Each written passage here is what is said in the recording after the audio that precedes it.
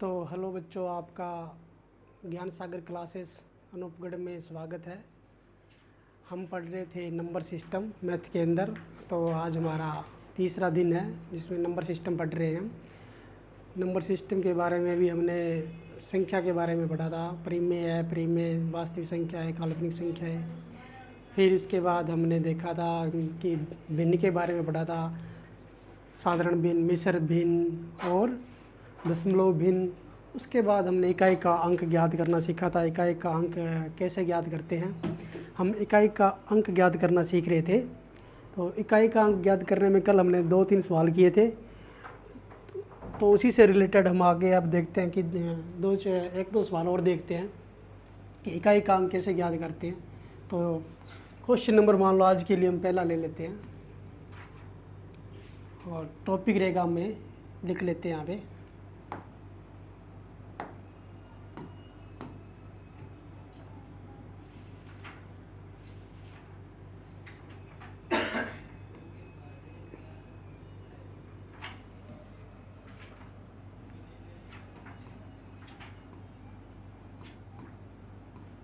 इकाई का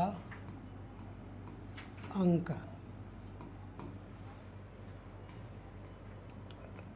ज्ञात करना।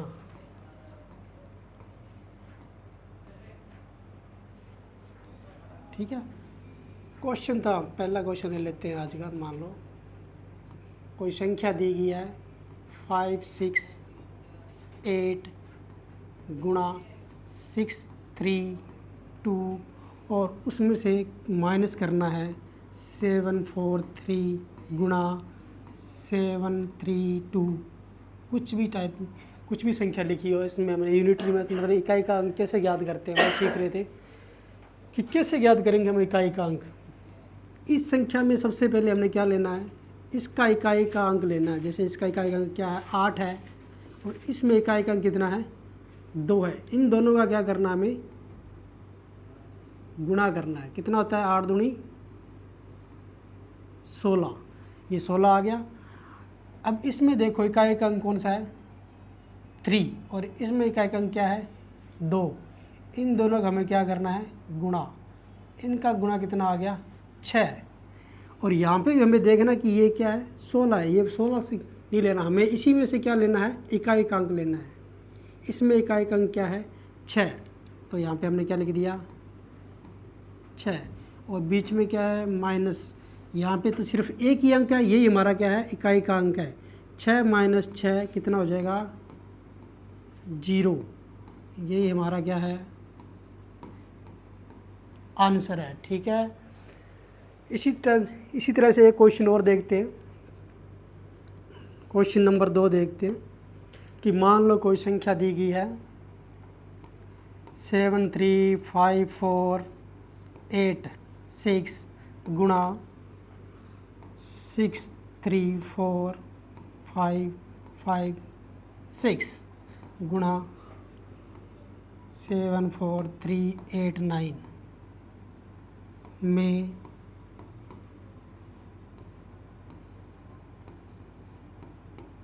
इकाई का अंक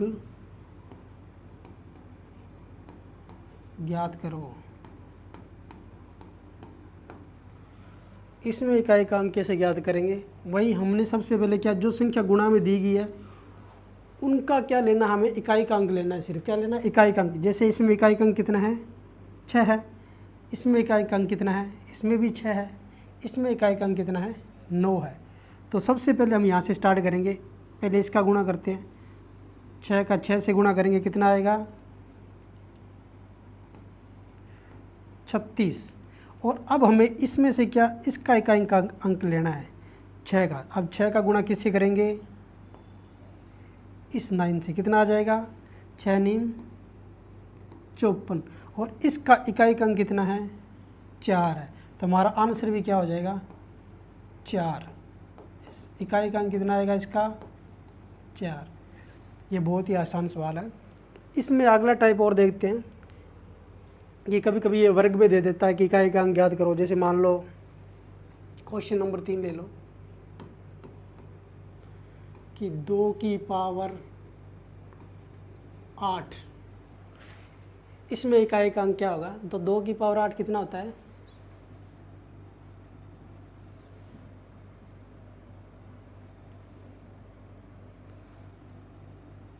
दो की पावर थोड़ा छोटा ले लेते हैं पहले, 3 में इकाई का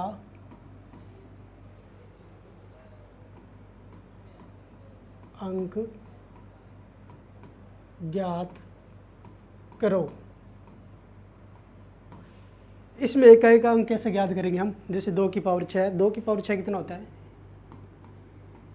2 गुणा 2 गुणा 2, 2 को कितनी बार गुणा? 3 बार, 2 3 4, 4 दूनी 8। तो हमारा इकाई का अंक इसमें कितना आ गया? सिर्फ एक ही तो अंक है, वही हमारा क्या है? इकाई का अंक है। इसी प्रकार से एक सवाल और देखो, एग्जाम्पल, कि मान लो कि 2 की पावर कितना दे दिया जाए? 11 में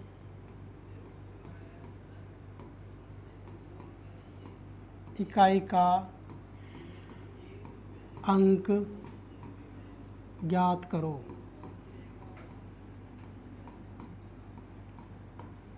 अब 2 की पावर 11 दे दिया। अब 2 को 11 बार गुणा करने के लिए थोड़ी बैठेंगे कि हम 2 की पावर 11, जैसे कि पावर ज़्यादा आ जाए तो उसमें इकाई का अंक कैसे ज्ञात करते हैं, वो हम तरीका देखेंगे कि क्या करना है। यहाँ पे देखो, इसका सॉल्यूशन क्या होगा कि सबसे पहले क्या करेंगे हम, इसका इकाई का अंक क्या है? इसका तो सिर्फ इकाई का अंक कितना है? 2 ही है। इसमें इकाई का अंक कितना है? सिर्फ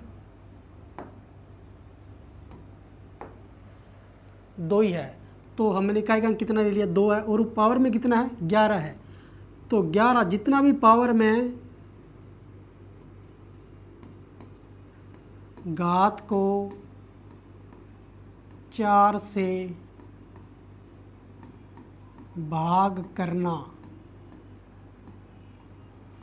होता है, सबसे पहले जो घात में दिया होता है उसको क्या करना होता है? 4 से भाग दे दो। जो जितना भी घात में उसको कितना दे दो? 4 से भाग दे दो। मान लो यहाँ पे 11 दिया गया है, इसका 4 में भाग देंगे तो कितनी बार जाएगा? पूरा पूरा तो कितनी बार जाएगा? 4 दूनी 8, 8 के बाद कितना? 3 हासिल, क्या 8 आया। और उसके बाद शेष कितना रह गया? हमारे पास शेष कितना बचा था? 3 हमारा क्या था? शेष बच गया था। ये कहाँ था? शेष बच गया था। अब क्या करेंगे? यहाँ पे जो यूनिट डिजिट कितना है हमारा, जो इकाई का अंक है वो कितना है? 2 है। तो 2 की पावर में क्या लगाना है? जितना हमारा शेष फल बच गया है, कितना बचा था? 3। अब 2 की पावर 3 कितना आता है? अभी हमने किया था, कितना होता है? 8। तो हमारा आंसर भी क्या है? 8। इकाई का अंक कितना होगा? 8। इसी तरह से एक सवाल और देखते हैं। मान लो कि अगला स्लाइड ले लेते हैं।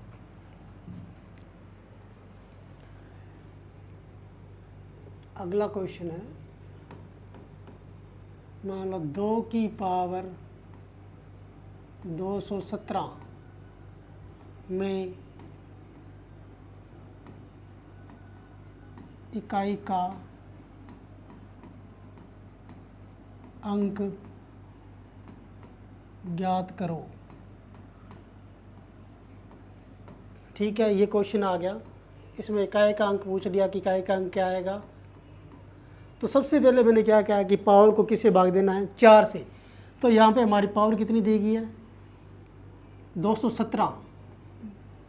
217 में जब 4 का भाग देंगे तो कितनी बार जाएगा? 4 5 20 और 1 17, 4 चौके 16, 54 बार जाएगा। और शेष फल कितना रहेगा हमारा? शेष रह जाएगा 1। कितना रह जाएगा? 1 शेष। अभी क्या करना हमें कि जहाँ यहाँ पे यूनिट डिजिट कितना है, जो इकाई का अंक कितना हमारा? 2 है। सिर्फ यहाँ पे अंक की एक इकाई का अंक भी कितना होगा, ये 2 ही होगा, तो 2 लिखना है और उसके पावर में क्या लिखना है, जितना हमारा शेष आया कितना आया 1, तो 2 की पावर 1 कितना होता है 2, यही हमारा क्या है आंसर है, इकाई का अंक यही होगा। अगला क्वेश्चन एक और देखते हैं कि क्वेश्चन नंबर 6, मान लो कि संख्या यहाँ पे दे दी जाए 112 की पावर 205 में इकाई का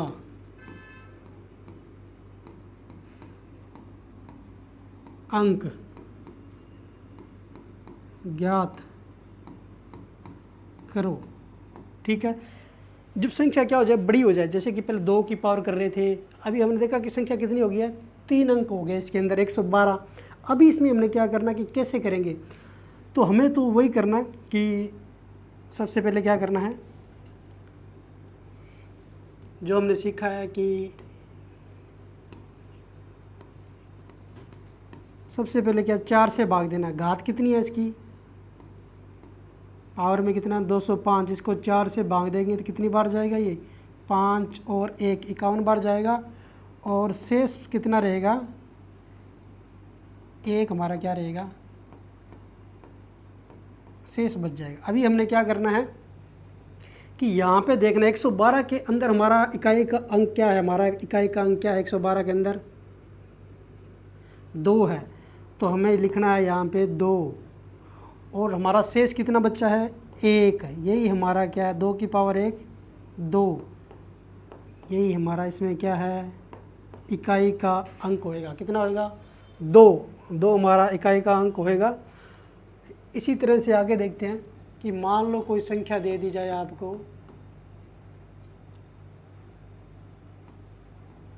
13 की पावर 7 में इकाई का अंक ज्ञात करो।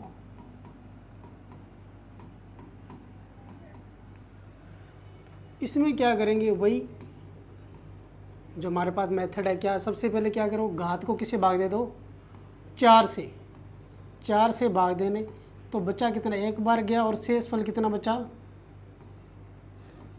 शेष हमारा कितना बच गया था 3। अभी हमने क्या करना है, किस संख्या का हमने ज्ञात करना 13 का, 13 में हमारा इकाई का अंक कितना है 3 है, कितना है 3 है, तो यहाँ पे लिखेंगे 3, और बचा हमारा कितना है शेष फल 3, ये इसके पावर में लगा दो, 3 की पावर 3 कितना होता है 3 गुणा 3 गुणा 3 कितना होता है 3 तिया 9 9 तिया 27, तो 27 में हमारा इकाई का अंक कितना है 7, यही हमारा क्या है आंसर है। इसमें हमारा इकाई का अंक कितना होगा 7 होगा। तो यहाँ तक क्वेश्चन देखिए। अभी एक क्वेश्चन और लिख लो इस इकाई का अंक में, मान लो कि कोई संख्या और दे दी जाए कि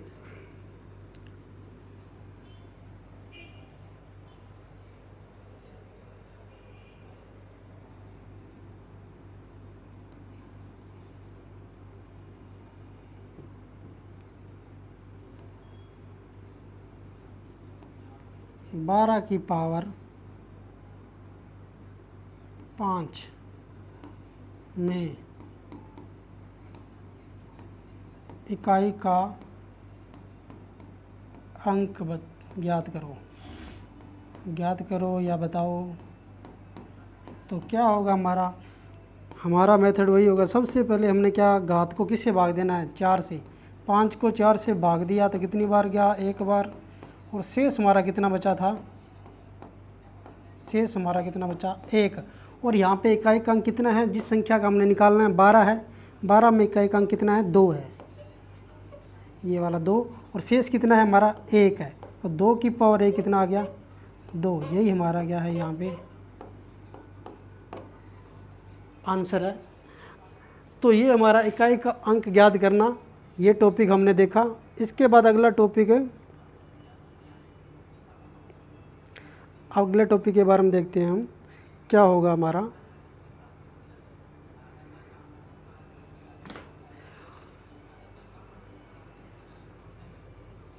इसमें एक बार एक और ध्यान रखना कि देखो 0 की पावर 1 भी कितना होता है 0, 0 की पावर 2 भी कितना होता है 0, तो 0 की पावर 3 भी कितना होता है 0।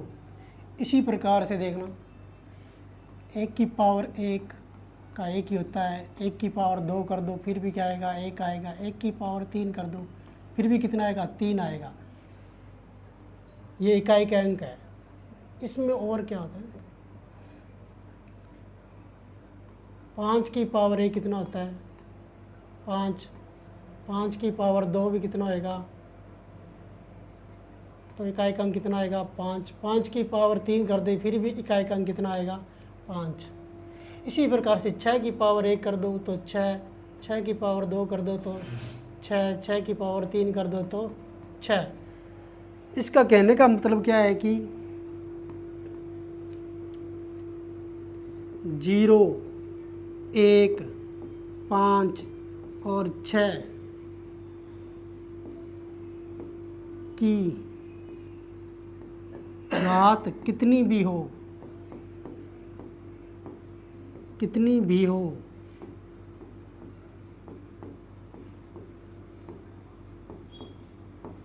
इकाई का अंक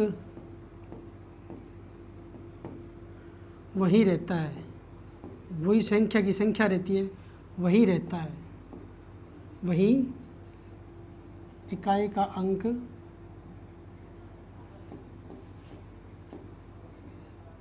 वही संख्या रहती है।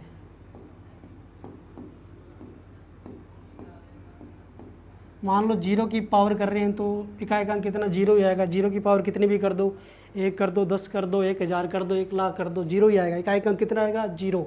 और 1 का भी ऐसे ही होगा, कितनी भी पावर कर दो, 10 पावर कर दो, 50 पावर कर दो, 70 पावर कर दो, 1000 पावर, 150 पावर, 500 पावर, कितना इकाई का अंक कितना आएगा 1 आएगा। इसी प्रकार से 5 की पावर कितनी भी कर दो तो इकाई का अंक कितना रहेगा 5 ही रहेगा। इसी प्रकार से 6 है, उसका भी इकाई का अंक कितना रहेगा 6।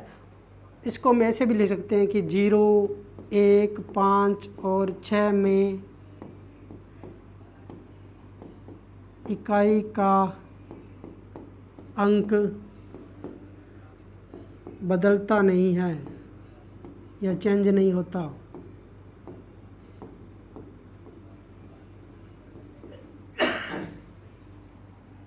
ठीक है, ये हमारा इकाई का अंक था। 0, 1 और 5 और 6 में हमारा इकाई का अंक वही रहेगा चाहे कितनी भी पावर आ जाए। ठीक है, इससे अगला हमारा टॉपिक था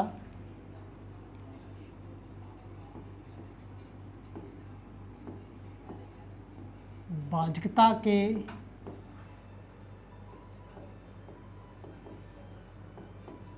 आधार पर संख्या।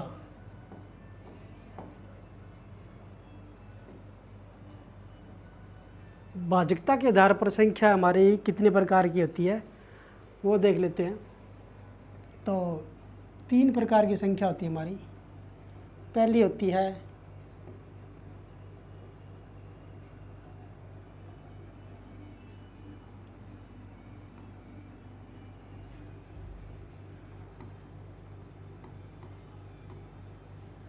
भाज्य संख्या, इसको कहते हैं हम डिविजिबल नंबर।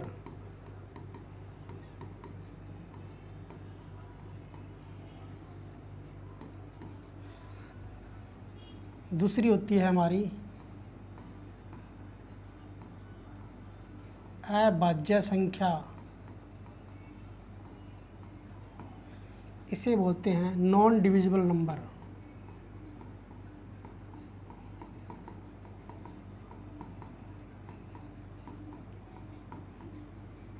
या इसको बोल सकते हैं हम प्राइम नंबर भी कहते हैं इसको। क्या कहते हैं प्राइम नंबर। और तीसरी हमारी संख्या होती है सहअभाज्य।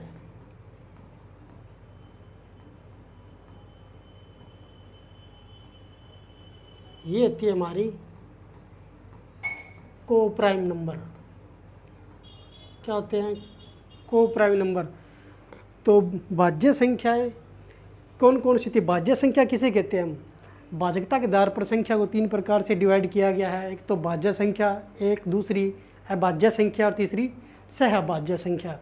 तो पहली जो भाज्य संख्या है उसको हम किस प्रकार से पहचानेंगे कि वो हमारी भाज्य संख्या है? उसके लिए हम क्या करते हैं कि लिखते हैं इसके बारे में कि किस प्रकार से पहचान होएगी। जिस संख्या में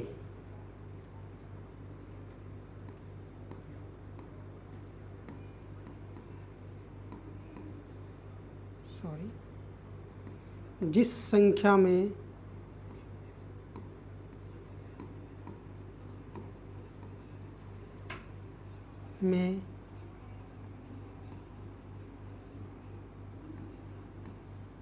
अपने और एक के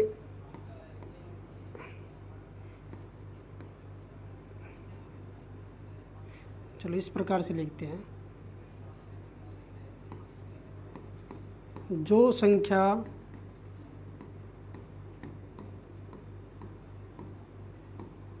अपने और एक के अलावा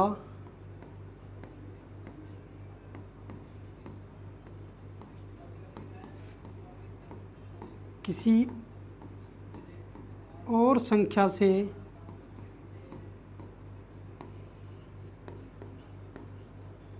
भाज्य हो। एग्जाम्पल के लिए हम देख लेते हैं, जैसे कि मान लो 8 आ गई, 10 आ गई, 16 आ गई, ये सारी क्या है? भाज्य संख्याएं हैं। क्योंकि ये 8 और 1 के अलावा किससे डिवाइड हो रही है? ये 2 से भी हो रही है, 4 से भी हो रही है, ठीक है। और 10 है, ये 10 और 1 के अलावा अपने मतलब कि खुद 10 और 1 के अलावा किससे डिवाइड हो रही है? 2 से भी हो रही है, 5 से भी हो रही है। इसी प्रकार से ये 16 है, ये भी क्या है? 16 से भी डिवाइड है, 1 से भी डिवाइड है, और क्या है? इसके अलावा 4 से भी भाग जाता है, इसका 8 से भी भाग चला जाता है। तो इसलिए इसको क्या कहते हैं? भाज्य संख्या कहते हैं इनको, ठीक है। और अभाज्य संख्या क्या होती है? जो संख्या अपने और एक के अलावा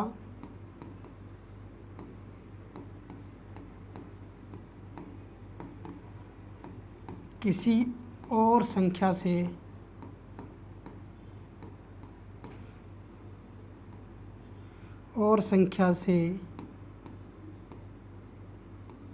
विभाजित ना हो।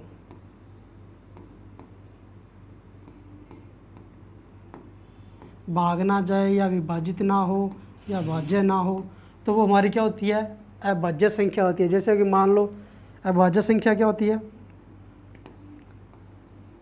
2, 4, सॉरी 4 तो 2 से डिवाइडेड है, 2, 3, 5, 7, 11, ये सारी हमारी क्या है?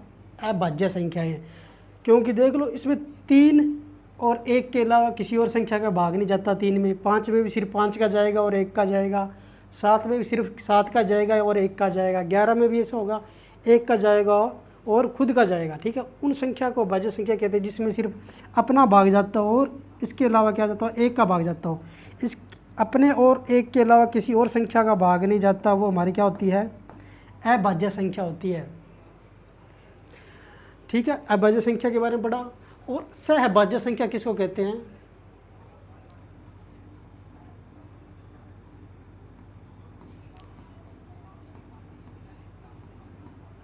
संख्याओं का समूह या युग्म कह सकते हैं। संख्याओं का समूह है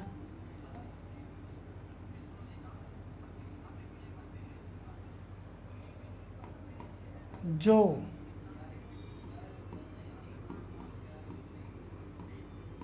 किसी एक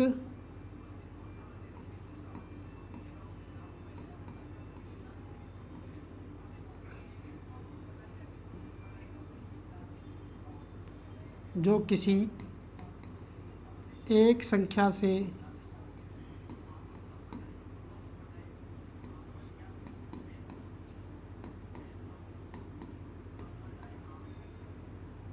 संख्याओं का ऐसा समूह है जो किसी एक संख्या से विभाजित ना हो। उदाहरण के लिए देखते हैं, मान लो कि जैसे 41 दे दिया, यहाँ पे क्या दे दिया 53 दे दिया। ठीक है, इसमें क्या है 41 का 41 से भाग जाएगा और सिर्फ इसमें 1 का जाएगा और इसमें 53 और 1 का जाएगा। अब 53 का इसमें जा रहा तो इसमें नहीं जा रहा, 41 का इसमें जा रहा तो 41 का इसमें नहीं जाएगा। मतलब कि सेम संख्या से दोनों संख्याएं क्या नहीं होनी चाहिए, विभाजित नहीं होनी चाहिए। मान लो कि मैं पूछ लेते कि 8 क्या और 2 क्या ये सहभाज्य संख्या है क्या? ये नहीं है। क्यों? क्योंकि इसमें 2 का जा रहा है, इसमें भी 2 का जा रहा है, तो ऐसी सेम संख्या नहीं होनी चाहिए जिसमें दोनों में भाग चला जाए, इसलिए उसको को प्राइम नंबर कहते हैं। ठीक है, मान लो कि ये 8 हो गई, एक और एक हो क्या होगी 15 भी कह सकते हैं, क्योंकि इसमें सेम संख्या का भाग नहीं जाएगा, इसमें सिर्फ 2 का जाएगा। और इसमें गुणनखंड कितने होंगे देखो, 2 गुणा 2 गुणा 3, और इसके गुणनखंड कितने होंगे 3 गुणा 5। तो यहाँ पे देखो सेम संख्या आ रही है कोई क्या? इसमें सेम संख्या नहीं आ रही है, अलग अलग संख्याओं का भाग जाएगा। ठीक है, तो इसलिए हमारी ये क्या आएगी सहभाज्य संख्या कहते हैं। इसको क्या कहते हैं? सहभाज्य संख्या कहते हैं। अभी हमने भाजकता के आधार पर संख्या कितने प्रकार होती है वो पढ़ा था। भाज्य संख्या, एक अभाज्य संख्या, दूसरी सहभाज्य संख्या। अब भाज्य संख्या किसको कहते हैं? जो अपने और एक के अलावा किसी और संख्या से विभाजित हो जाए उसको भाज्य संख्या कहते हैं। अभाज्य संख्या वो कहती है, अभाज्य उसे कहते हैं जो अपने और एक के अलावा किसी और से विभाजित ना हो। और सहभाज्य संख्या उसे कहते हैं, ऐसा समूह होता है सहभाज्य संख्या में जो सेम नंबर से डिवाइड नहीं होती है। उस युग्म के अंदर एक समूह दिया जाता है, वो सेम नंबर से विभाजित ना हो, इसलिए वो क्या होती है सहभाज्य संख्या कहलाती है। इसमें आगे देखना, महत्वपूर्ण बिंदु लिखना क्या होते हैं इसमें। एक न तो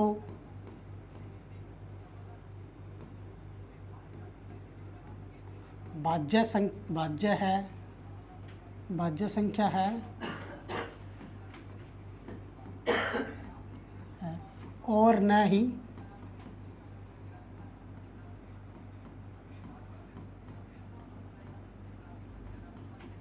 अभाज्य संख्या है। एक हमारी ना तो भाज्य संख्या के अंदर आता है ना ही अभाज्य के अंदर आता है, ये एक किसी संख्या के अंदर नहीं आता। दूसरा बिंदु क्या है, सबसे छोटी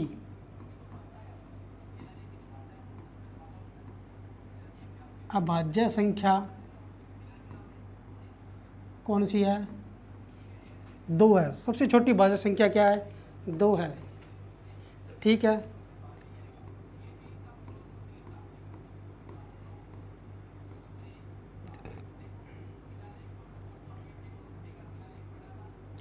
दो एक सम संख्या है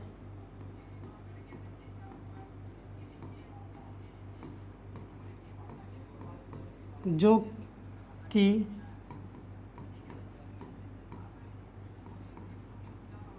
अभाज्य संख्या है।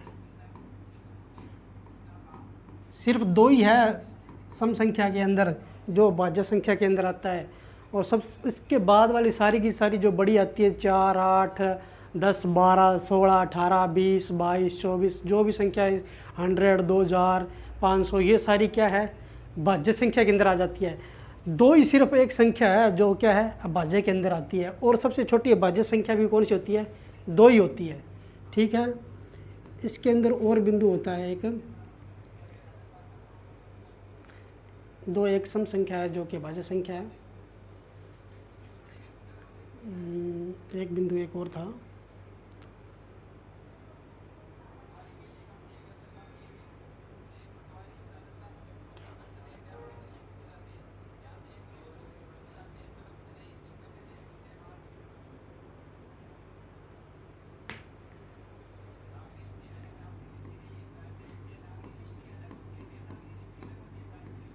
सबसे छोटी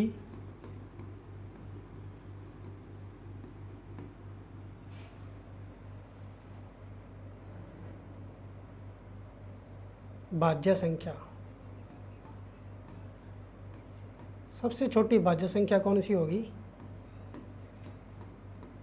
4 होती है, ठीक है। इसके अलावा एक होता है 1 से लेकर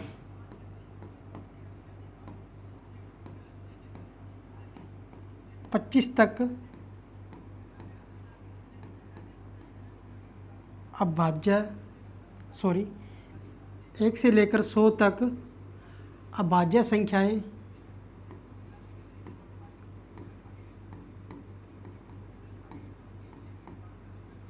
25 होती है। कितनी होती है? 1 से लेकर 100 तक जो संख्या होती है अभाज्य संख्या कितनी होती है? 25 होती है।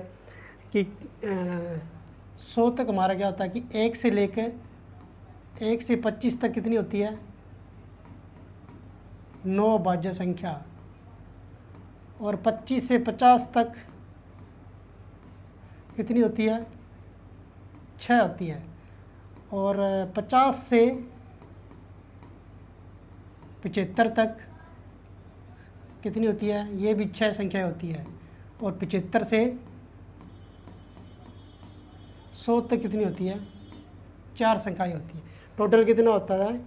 टोटल ये कितनी होती है? 25 संख्याएँ होती है। 1 से लेकर 1 से 100 तक कितनी होती है? 25 होती है, ठीक है। याद रखना, एक ना तो भाज्य है और ना ही अभाज्य है। 2 सबसे छोटी अभाज्य संख्या कौन सी है? 2 है। और 2 एक ऐसी सम संख्या है जो क्या होती है? अभाज्य होती है। और सबसे छोटी भाज्य संख्या पूछ लिया तो क्या कहेंगे? 4 होती है। और 1 से लेकर 100 तक की जो भाज्य संख्या है कितनी होती है? 25 होती है। इतना याद रखना। इसके बाद अगला टॉपिक देखते हैं हम, गुणनखंड।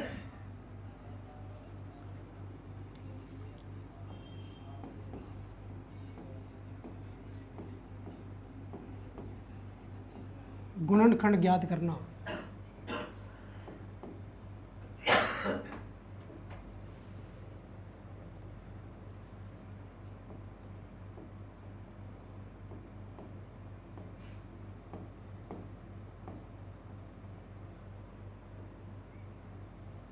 गुणनखंड कैसे ज्ञात करेंगे? गुणनखंड ज्ञात करना ये हमारा नेक्स्ट टॉपिक है। इसके बारे में देखते हैं कि गुणनखंड ज्ञात करना। इसके टॉपिक के अंदर क्या पढ़ेंगे? मान लो आपको पूछ लिया जाए कि 10 के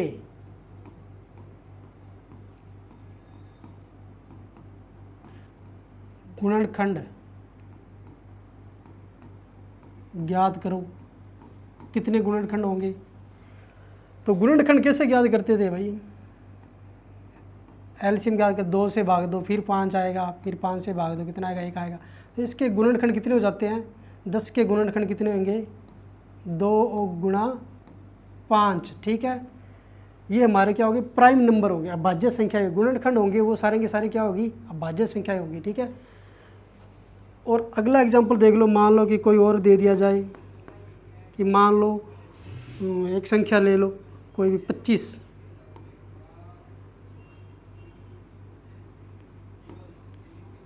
के गुणनखंड ज्ञात करो।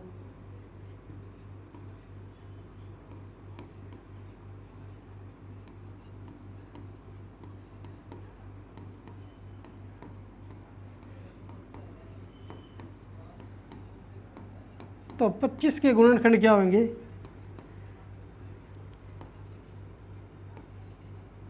25 के गुणनखंड होते हैं 5 गुणा 5। इसी मेथड से हम निकाल सकते हैं। 25 को पहले 5 से भाग जाएगा, फिर 5 आएगा, फिर 5 से भाग जाएगा, फिर 1 आएगा। तो गुणनखंड क्या हो जाएंगे हमारे? 5 गुणा 5, ठीक है। 25 के गुणनखंड कितने होते हैं? 5 गुणा 5। तो संख्या कितनी होगी इसकी गुणनखंड की? 2। 10 में भी गुणनखंड की संख्या कितनी है? 2 है। इसी प्रकार से मान लो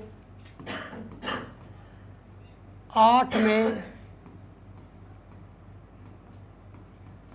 गुणनखंड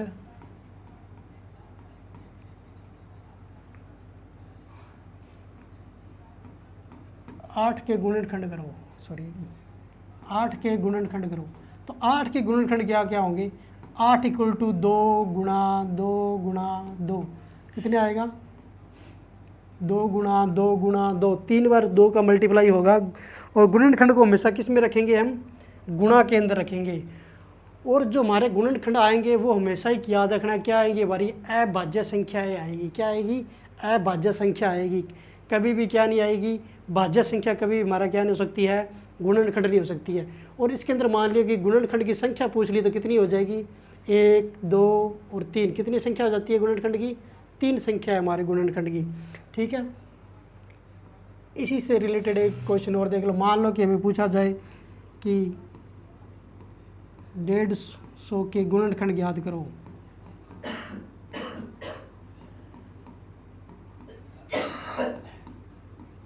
तो इसके कैसे करेंगे? गुणनखंड ज्ञात करने का तरीका वही है हमारे पास, 2, 75, फिर 5 से भाग दे दो, कितना आ जाएगा? 25, 5 15, फिर किसी में से भाग चले जाएगा, 3 से चला जाता है, फिर 5 आ जाएगा, 5 से भाग जाएगा, कितना आ जाएगा? 1। तो गुणनखंड कितने हो जाएगी? 2 गुणा 3 गुणा 5 गुणा 5, कितने आ जाएंगे? ये इसके क्या होंगे? गुणनखंड होंगे। और जो भी गुणनखंड आ रहा है ना हमारा, ये सारे के सारे क्या है? अभाज्य संख्या है। 2 भी अभाज्य है, 3 भी अभाज्य है, 5 हमारी क्या है? अभाज्य संख्याएँ हैं। और गुणनखंड की संख्या पूछ ली तो कितनी है? इसके अंदर 4 है। कितनी संख्या है? 4 संख्याएँ हैं। ठीक है, आगे कई बार क्वेश्चन आ जाता है हमारे, कई बार पूछ लेता है कि 10 की पावर 3 गुणा 4 की पावर 2 में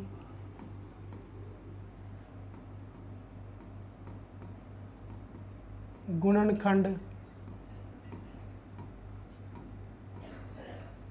की संख्या बताओ, कि इसके कितने गुणनखंड होंगे, संख्या बताओ। कई बार इस टाइप से क्वेश्चन पूछ लेता है पावर में। तो पावर में जब भी क्वेश्चन पूछेगा तो इसका हम क्या करेंगे? सबसे पहले हम जिस भी संख्या के की घात दी गई है उसके गुणनखंड देखेंगे कि 10 के गुणनखंड कितने होंगे। इसका सॉल्यूशन देखते हैं कि 10, सबसे पहले हम देखेंगे कि 10 के गुणनखंड कितने हैं। 10 के गुणनखंड अभी हमने बताए थे कितने आते हैं? 5, कितने आ गया? 2 और 5, कितने गुणनखंड होते हैं? 2 होते हैं। कितने होते हैं? 2 गुणनखंड होते हैं। तो 10 के गुणनखंड कितने होते हैं? एक तो होता है 2 और क्या होता है? एक 5। ठीक है, और इसकी पावर कितनी दी गई है? 3 दी गई है।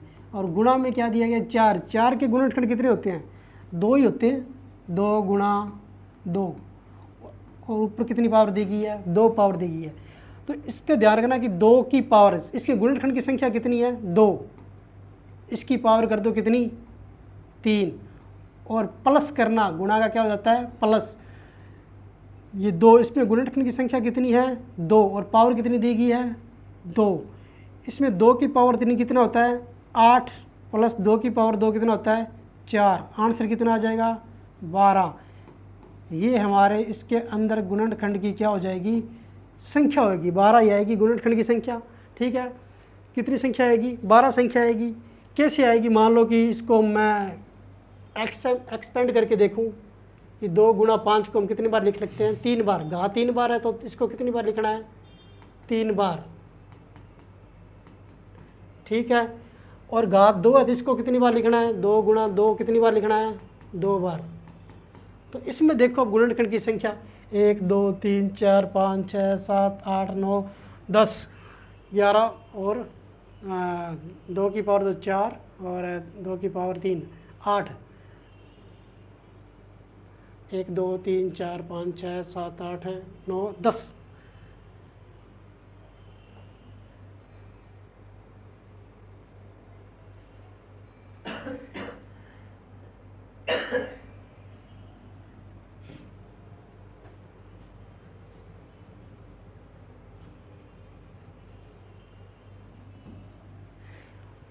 और गुणनखंड हमारा एक भी होता है। क्या होता है? एक भी साथ में जोड़ा जाता है। इसमें क्या जाता है? इसका एक भी साथ में जोड़ा जाता है।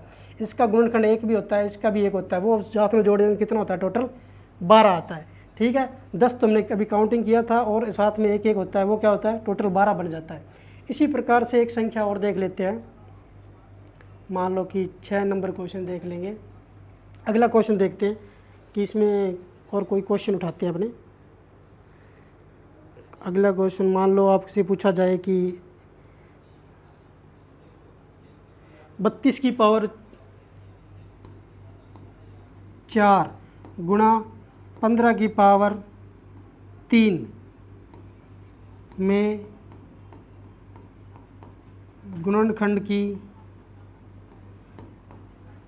संख्या बताओ।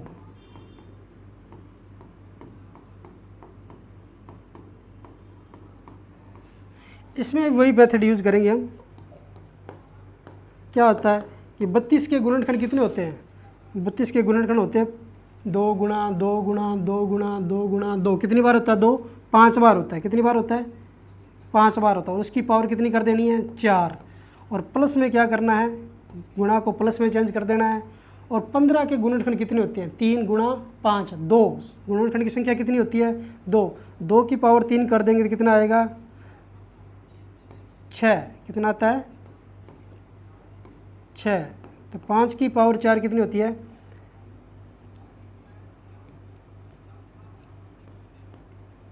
सॉरी, 5 की पावर 4 कितना हो जाएगा? 5 गुणा 5 गुणा 5 गुणा 5 कर दो, कितना हो जाएगा? 25। 25 5 125। और इसका 5 से गुणा कर दें, कितना आएगा? 5 2 1 625। कितना आ जाएगा? 625। और प्लस में कितना आ जाएगा? 2 की पावर 6 6। तो इसका आंसर आ जाएगा कितना? 631। गुणनखंड की संख्या कितनी हो जाएगी? 631। ये हमारा क्या आ जाएगा? आंसर। ठीक है। अभी हमने क्या सीखा? गुणनखंड की संख्या ज्ञात करना, कि गुणनखंड क्या होता है। पहले तो देखा कि गुणनखंड कैसे करते हैं, वो सीखा। उसके बाद पूछा कि हमने गुणनखंड की संख्या पूछ लीजिए, कभी घात में पूछ लेता है, कभी सीधा भी पूछ लेगा, नॉर्मल घात नहीं देगा। ठीक है। तो हमने गुणनखंड की संख्या ज्ञात करनी सीखी। तो अभी तक हमने आज एक तो भाजकता के आधार पर संख्या देखी कितने प्रकार की होती है। भाज्य संख्या है, भाज्य संख्या और सहभाज्य संख्या। इससे पहले हमने इकाई ज्ञात करना सीखा। उसके बाद हमने गुणनखंड करने सीखे, गुणनखंड की संख्या ज्ञात करनी सीखी। ठीक है। इसके बाद हम इसके ऊपर लेते हैं क्या, कुछ क्वेश्चन देखते हैं कि हमारे को क्वेश्चन किस प्रकार से पूछे जाते हैं। तो पहला क्वेश्चन देखना क्या होता है।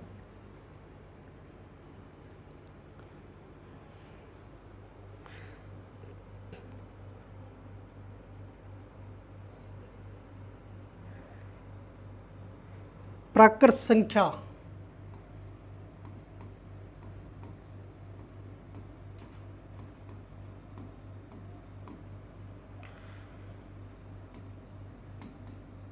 किस अंक से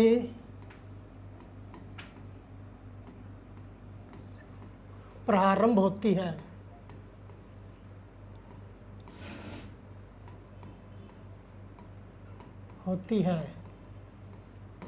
ये हमारा क्वेश्चन है। ऑप्शन क्या क्या दे दिए गए? 0 से, 1 से, सी दे दिया गया -1 से, और डी दे दिया गया नन ऑफ दीज, मतलब इसमें से कोई भी नहीं। तो प्राकृत संख्या किस अंक से प्रारंभ होती है? तो प्राकृत संख्या क्या होती है? आपको पता है कि प्राकृत संख्या है, पूर्ण संख्या है और भाज्य संख्या है। भाज्य संख्या भी मैंने बताया था। सबसे पहले देखें कि प्राकृत संख्या क्या होती है। प्राकृत संख्या होती है जिसकी हम काउंटिंग कर सकते हैं, गिन सकते हैं। तो गिनना किससे स्टार्ट करते हैं? 1 से। 1 2 3 4 5, ये इन्फिनिटी तक हमारी क्या होती है? प्राकृत संख्या होती है। इसके अलावा क्या होती है? पूर्ण संख्या होती है। एक संख्या क्या होती है? पूर्ण संख्या। पूर्ण संख्या इसको पूर्ण संख्या इसलिए कहते हैं कि जिसमें क्या होता है? 0 इंक्लूड हो सकता है। पूर्ण किस लिए कहते हैं? जिसमें 0 आ जाता है, इसलिए संख्या क्या हो जाती है? पूरी हो जाती है, इसलिए इसको क्या कहते हैं? पूर्ण संख्या। ये कहाँ से स्टार्ट होती है? 0 से। 0 1 2 3 4 5, ये भी कहाँ तक चलता है? इन्फिनिटी तक चलता है। सिर्फ प्राकृत संख्या 1 से स्टार्ट होती है। पूर्ण संख्या कहाँ से स्टार्ट होती है? 0 से। पूर्ण इसलिए कहते हैं क्योंकि इसमें संख्या पूरी हो जाती है, क्योंकि इसके अंदर 0 भी आ जाता है। इसके अलावा हम कहते हैं पूर्णांक। पूर्णांक संख्या कौन कौन सी होती है? पूर्णांक संख्या होती है, मान लो -इन्फिनिटी से चल रही होती है इधर से, या -4, -3, -2, -1, फिर 0, फिर 1, 2, 3, 4 और फिर ये कहाँ तक चलती है, इन्फिनिटी तक चलती है। ये तो अभी पता है मैंने प्राकृत संख्या क्या होती है, पूर्ण संख्या क्या होती है, पूर्णांक संख्या क्या होती है, इसके बारे में आपको पता रहना चाहिए। और इसमें सवाल पूछा गया कि प्राकृत संख्या किस अंक से प्रारंभ होती है, तो यहाँ पे देख सकते हैं कि प्राकृत संख्या किस अंक से प्रारंभ हो रही है, 1 से। किससे स्टार्ट हो रही है, 1 से। तुम्हारा आंसर क्या आ जाएगा, बी, ऑप्शन नंबर बी सही रहेगा। प्राकृत संख्या किस अंक से स्टार्ट होती है, 1 से स्टार्ट होती है। ठीक है, अगला क्वेश्चन देखते हैं। अगला क्वेश्चन क्या था, दूसरा क्वेश्चन पूछ लिया, -5 का अगला अंक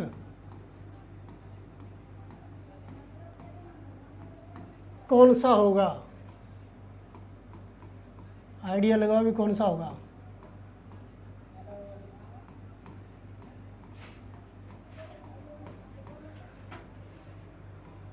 -5 का अगला अंक कौन सा होगा। ठीक है, तो ऑप्शन दे दिया गया हमारे पास, अगला अंक -4, बी दे दिया गया -6 और एक दे दिया गया 5 और एक दे दिया गया -5।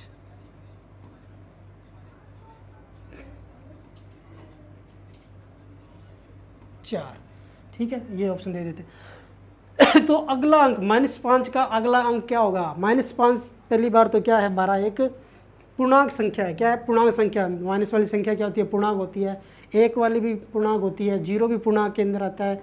सारी की सारी पूर्ण संख्या और पूर्णांक संख्या किसके अंदर आती है, पूर्णांक के अंदर आती है। सारी की सारी पूर्ण और प्राकृत संख्या किसके अंदर आती है, पूर्णांक संख्या के अंदर आती है।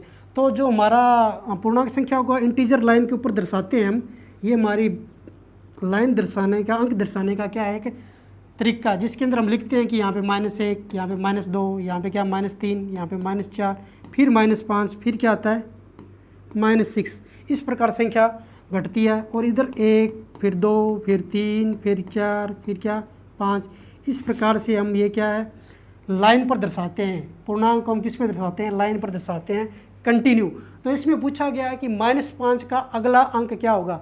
तो यहाँ पे देखो -5 अगला अंक मतलब कि बढ़ा के पूछ रहा है। तो -5 का अगला अंक क्या होगा, -4 होगा। -6 कभी नहीं होगा, क्या नहीं होगा, -6 नहीं होगा। ये -5 का क्या है, पिछला अंक है। अगला अंक क्या होगा, -4 होगा। ठीक है, क्या होगा, -4। तो जब भी आपसे पूछे अगला अंक, तो उसके अंदर क्या करना है, आपको प्लस का 1 करना है। और जब भी पूछ लिया जाए पिछला अंक, उसके अंदर आपको क्या करना है, माइनस का 1 करना है। अगर आपको ये भी याद नहीं है तो ये वाला याद रखना ट्रिक, कि अगला पूछेगा तो प्लस करना है, पिछला अंक पूछेगा तो माइनस करना है। इसमें पूछा था कि -5 का अगला अंक, तो -5 और अगला अंक के लिए क्या करेंगे, प्लस का 1। आंसर क्या आ जाएगा, -4। ये हमारा आंसर होगा। और इसी प्रकार से हम ये भी दे सकते हैं इंटीजर लाइन के ऊपर, कि इधर की ओर संख्या क्या, दाईं तरफ चलती है संख्या बढ़ती है, और बाईं तरफ चलती है संख्या क्या होती है, घटती है हमारी। ठीक है, तो हमने देखा कि -5 का अगला अंक क्या था, -4 था। ठीक है, इसके अलावा अगला क्वेश्चन देखते हैं कि तीसरा क्वेश्चन है हमारा, शून्य, 0 क्या है। पूछ लिया कि 0 क्या है। पहला ऑप्शन दे दिया इसने, परिमेय संख्या है।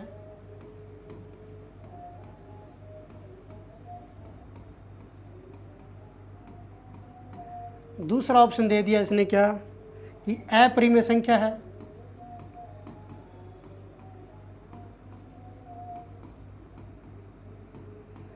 तीसरा ऑप्शन इसने दे दिया दोनों ही है। और डी ऑप्शन इसने दे दिया क्या, इनमें से कोई नहीं, नन ऑफ दीज।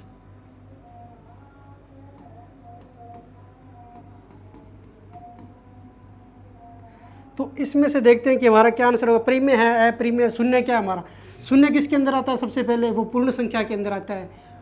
तो पूरा शून्य को हम क्या अंश बटा हर के रूप में लिख सकते हैं क्या, परिमेय संख्या क्या होती है, जिसे हम अंश बटा हर के रूप में लिख सकते हैं। तो अंश बटा हर के रूप में हम परिमेय संख्या को रख सकते हैं, परिमेय होती है हमारी, ठीक है। तो एक को हम क्या लिख सकते हैं, 0/1 भी रख सकते हैं। परिमेय संख्या कौन सी होती है, जिसके हम p/q के रूप में लिख सकते हैं और जिसके अंदर क्या होता है, q नॉट इक्वल टू 0 होता है, मतलब कि q कभी भी क्या नहीं हो सकता, 0 नहीं आएगा परिमेय संख्या के अंदर। तो ये हमारा परिमेय संख्या हो सकता है। अपरिमेय संख्या, अपरिमेय संख्या तो वो होती है जो हमारे जैसे रूट के अंदर आ जाए, मान लो भाज्य संख्या आ जाए रूट के अंदर, वो हमारी क्या होती है, अपरिमेय संख्या होती है। जैसे पाई आ गया, ये इन्फिनिटी आ गया, ये सारी हमारी क्या है, अपरिमेय संख्या है। तो 0 हमारा अपरिमेय तो नहीं है, दोनों भी नहीं हो सकता, नन ऑफ दीज, इसमें भी नहीं है। तो हमारा क्या होगा, ये वाला ऑप्शन सही हो रहा है कि ये हमारा क्या है, परिमेय संख्या है। शून्य हमारी क्या है, परिमेय संख्या है। एक क्या है, परिमेय संख्या, याद रखना।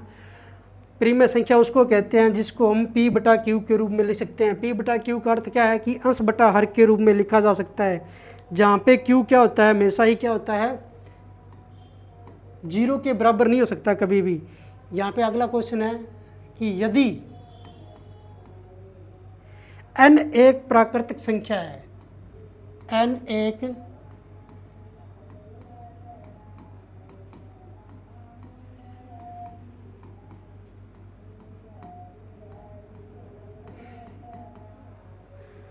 है, तो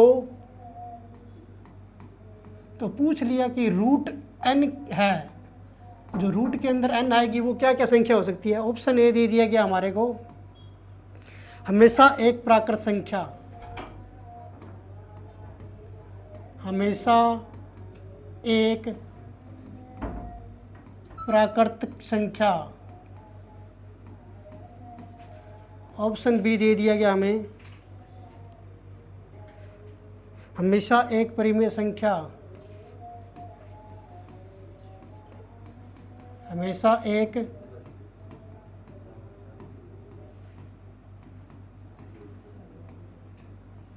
परिमेय संख्या। सी ऑप्शन दे दिया गया, क्या है, हमेशा एक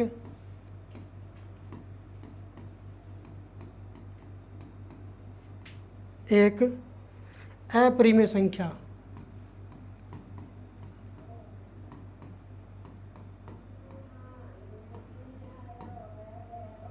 और डी ऑप्शन दे दिया गया, क्या है, कभी प्राकृत और कभी अपरिमेय, कभी प्राकृत और कभी अपरिमेय, ये ऑप्शन दे दिए गए। मान लो ये क्वेश्चन है, एक n संख्या दे दी है, कोई भी संख्या हो जो प्राकृत संख्या होगी। प्राकृत संख्या का मतलब क्या है कि जो संख्या 1 से स्टार्ट होती है, जिसको हम काउंटिंग कर सकते हैं। मान लो 1 2 3 4 5 6 लाख, कोई भी संख्या ले लो इनमें से। मान लो n का कोई भी संख्या नंबर ले लेते हैं, 1 ले लो, 2 ले लो, 4 ले लो, 5 ले लो, उसको हम क्या रख दें, रूट n के अंदर रख देते हैं। मान लो कोई भी संख्या ले लेते हैं, समझते हैं कि मान लो n बराबर क्या ले लिया, 1 ले लिया, तो रूट n का मान कितना, 1 है, तो रूट 1 का बराबर कितना होगा, 1 ही आएगा। अगर n बराबर कितना ले लिया जाए, हमारा 2 ले लिया जाए, तो जो रूट 2 का मान आता है वो कितना आता है, रूट 2 ही आता है। और n बराबर कितना ले लिया जाए, 3 ले लिया जाए, तो रूट 3 का मान भी क्या आता है, रूट 3 आता है। अगर n बराबर हमारा क्या ले लिया जाए, 4 ले लिया जाए, तो रूट 4 का मान कितना आता है, 2 आता है। अगर n बराबर 5 ले लिया जाए, तो हमारा क्या, रूट 5 का मान कितना आता है, रूट 5 ही आता है। इसी प्रकार से मान देख लो कि n बराबर क्या 6 ले लिया जाए, तो रूट 6 का मान कितना आता है, 2 और 3, रूट 6 ही रहेगा। इसी प्रकार से n बराबर 8 का मान कितना आता है, n बराबर 7 का तो रूट 7 ही रहेगा। 8 लेके देखते हैं, रूट 8 का मान कितना रहता है, रूट 8 का मान रहता है 4 गुणा 2, तो 2 अंडर रूट 2। तो यहाँ पे आप देख रहे हो, कभी भी हम n का जो प्राकृत नंबर ले रहे हैं ना, कभी भी प्राकृत संख्या कोई भी n की प्राकृत नंबर रख दो, 1 से स्टार्ट होगा, 1 2 3 4 5, हमने लगातार नंबर रख के देखे कि क्या क्या नंबर हमें उत्तर प्राप्त हो रहा है। यहाँ देखते हैं कि एक है, हमेशा एक प्राकृत संख्या प्राप्त होगी। पहला ऑप्शन कह रहा है हमेशा, क्या हमेशा एक प्राकृत संख्या आ रही है क्या? यहाँ पे तो प्राकृत आ रही है, यहाँ पे क्या आ रही है? ये तो हमारी क्या है, अप्रिमेय संख्या आ रही है। इसका मतलब ये ऑप्शन तो कट है, ये वाला तो नहीं होगा। दूसरा, हमेशा एक परिमेय संख्या होगी। ये तो परिमेय है, ये अप्रिमेय आ गया, ये भी अप्रिमेय आ गया, ये परिमेय है, ये अप्रिमेय आ गया, ये अप्रिमेय है, ये अप्रिमेय है। हमेशा तो एक अप्रिमेय संख्या, सॉरी हमेशा परिमेय संख्या तो नहीं हो सकती, हमेशा एक अप्रिमेय संख्या होगी। नहीं, कभी कभी वो क्या आ रही है, परिमेय भी आ रही है और अप्रिमेय भी आ रही है। हमेशा एक अप्रिमेय संख्या भी तो नहीं हो सकती। और ये वाला ऑप्शन देखते हैं, कभी एक प्राकृत संख्या, हाँ ये प्राकृत मिल रही है हमें, ये भी प्राकृत है। और कभी कभी क्या मिल रही है, अप्रिमेय, ये भी अप्रिमेय है, ये भी अप्रिमेय है, ये अप्रिमेय है, ये अप्रिमेय है, ये अप्रिमेय है। तो या तो हमें संख्या कौन सी प्राप्त हो रही है, या तो प्राकृत संख्या प्राप्त हो रही है और या अप्रिमेय संख्या प्राप्त हो रही है। इसलिए हमारा आंसर नंबर कौन सा, डी सही रहेगा। अगर n का मान हम कुछ भी रख दें प्राकृत संख्या के अंदर उठा के, 1 2 3 4 5 6 7 8 9 10 लाख कोई भी संख्या रख दो, तो रूट n का मान है वो हमेशा ही क्या आएगी, या तो प्राकृत संख्या आएगी या फिर क्या आएगी, एक अप्रिमेय संख्या आएगी। ठीक है, ये क्वेश्चन समझ में आया आपको। इसका एक अगला क्वेश्चन और देखते हैं। -100 तथा +100 के बीच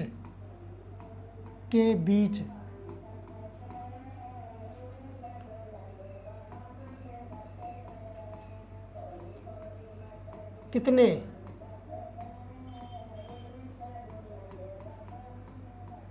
पूर्णांक है।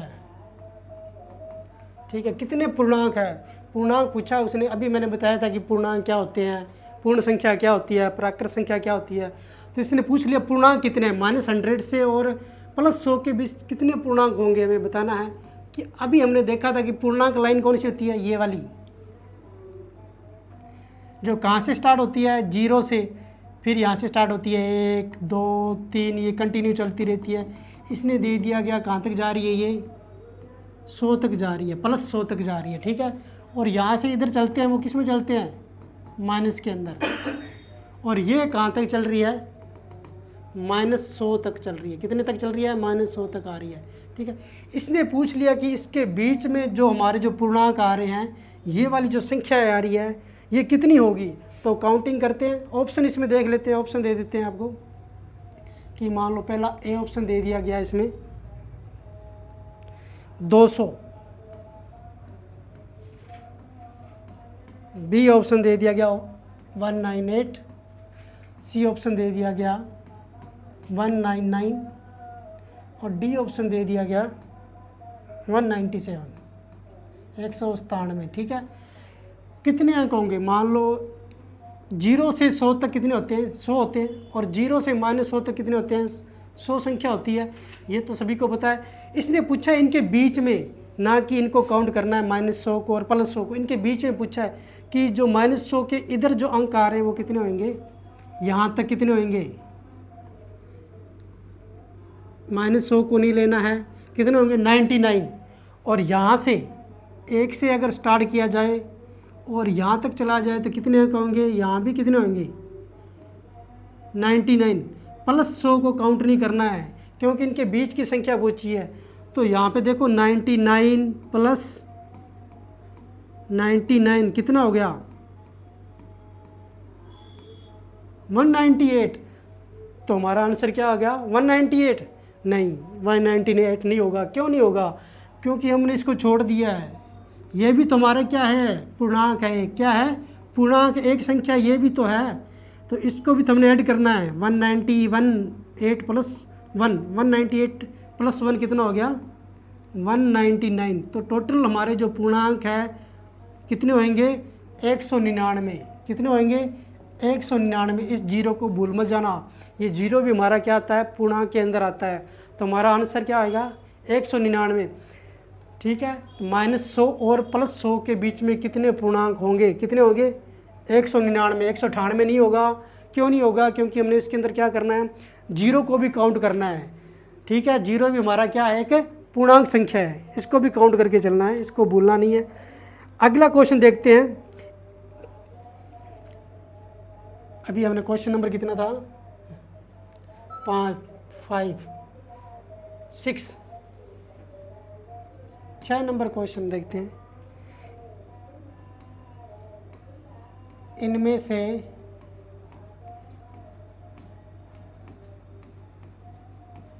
गलत कथन है, इसमें से गलत कथन कौन सा है?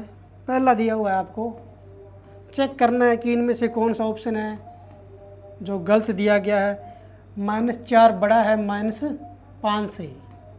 बी ऑप्शन दिया गया है -4 छोटा है 5 से। सी 4 छोटा है किससे?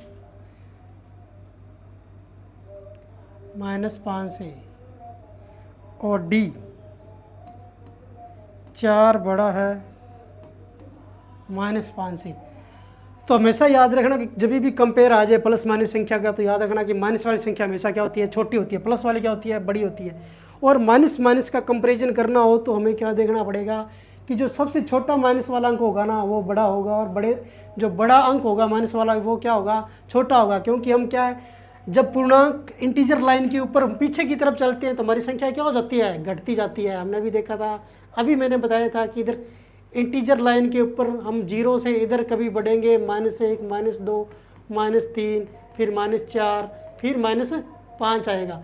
तो हमेशा देखना इधर जा रहे हैं तो हमारी संख्या क्या हो रही है, घट रहे हैं। तो हमारा -5 है वो -4 से क्या है, छोटा है। इसमें तो दिया गया है कि -4 बड़ा है, वो है किससे, -5 से। नहीं, हमारा क्या है, सॉरी ये वाला -4 और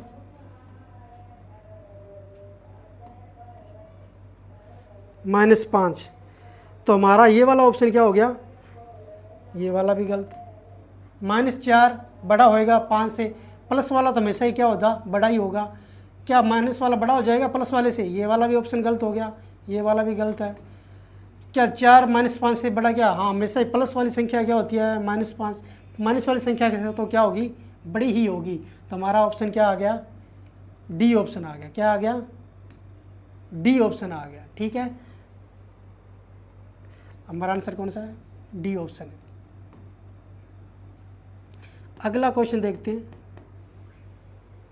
पूर्णांक संख्या के अंदर जो सबसे छोटा पूर्णांक होगा, जो माइनस वाला, वो क्या होगा, बड़ा होगा। इसमें देखते हैं n का न्यूनतम मान।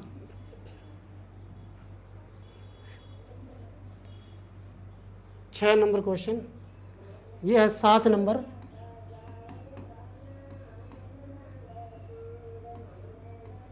n का न्यूनतम मान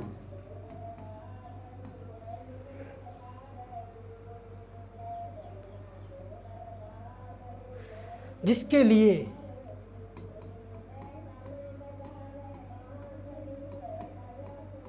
जिसके लिए 2n+1 एक अभाज्य संख्या नहीं है। अभाज्य संख्या, कभी कभी एग्जाम इसको लिखा हुआ जाता है रूढ़ संख्या। क्या, अभाज्य संख्या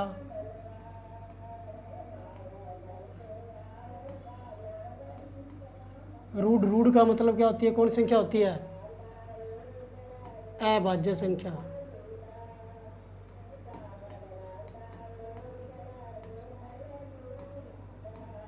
नहीं है। n का कौन सा मान होगा तब ये हमारी क्या रूढ़ संख्या नहीं होगा। मान दिए गए हैं इसके क्या, 3। बी ऑप्शन क्या दिया गया है हमारा, 4। और सी ऑप्शन दिया गया है हमारा 5। और डी ऑप्शन दिया गया है हमारा नन, इनमें से कोई भी नहीं। तो n का न्यूनतम मान जिसके लिए 2n+1 एक क्या है, अभाज्य संख्या नहीं है। तो हम सबसे पहले क्या, 2n+1 लिख लेते हैं। सबसे पहले n का मान क्या रख सकते हैं हम, 3 रख सकते देखते हैं। तो यहाँ पे n का मान कितना रख दिया, 3 + 1 2 दिया, 6 + 1 7। 7 क्या है, 7 हमारी क्या है, अभाज्य संख्या है ये। तो अब हमने क्या किया, ऑप्शन तो हमारा गलत हो गया। दूसरा देखते हैं 2n+1 = 4। 4 रख के देखते हैं, 2 × 4 + 1 कितना आ गया, 2 दूनी 2 चौके 8 + 1 कितना 9।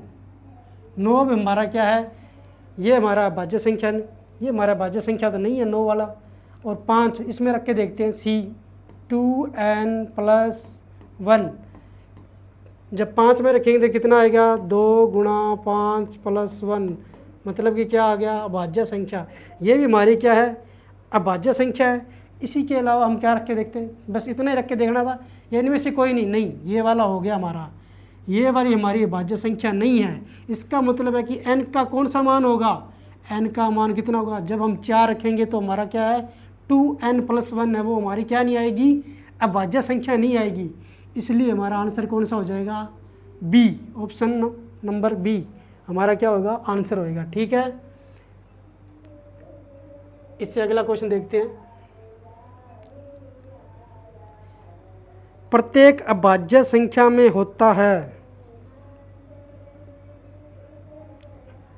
कितना नंबर क्वेश्चन था ये, 7 नंबर।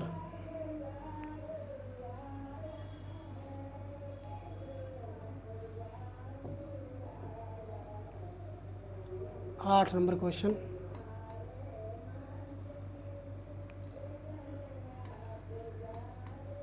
प्रत्येक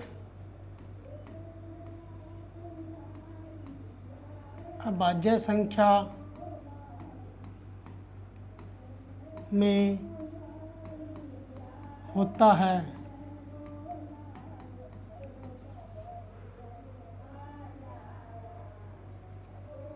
ऑप्शन नंबर 1 दे दिया गया है, कोई गुणनखंड नहीं, कोई गुणनखंड नहीं।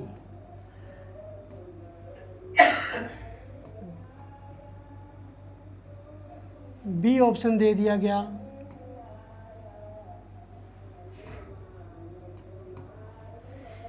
केवल एक गुणनखंड।